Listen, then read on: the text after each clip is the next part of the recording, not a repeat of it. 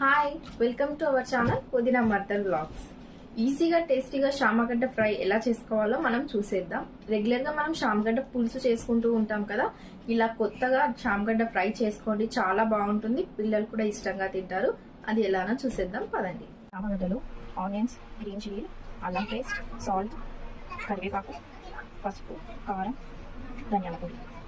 శామగడ్డలను wash చేసుకొని ఒక కుక్కర్లోకి తీసుకొని అందులో కొద్దిగా సాల్ట్ కూడా వేసుకొని ఒక 2 విజిల్స్ వచ్చే వరకు ఉంచుకుందాం. శామగడ్డ పొట్టు తీసి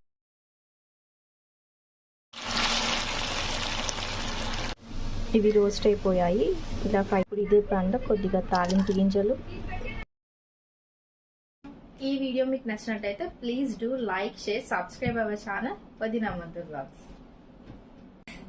ఈ వీడియో ఫుల్లీ డిస్క్రిప్షన్ లో మెన్షన్ చేశాము, చూడండి.